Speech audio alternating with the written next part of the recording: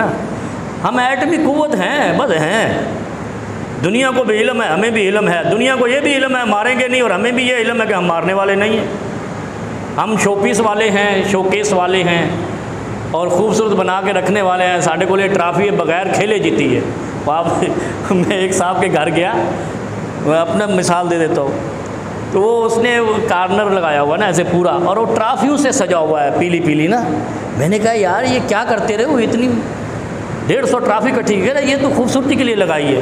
تو ہمارے بم بھی یہی ہے، ہم نے کارنر میں سجائے ہوئے ہیں، ہم نے اسلحہ سجایا ہوا۔ اچھا اللہ کے نبی، بلکہ قرآن کیا کہتا ہے؟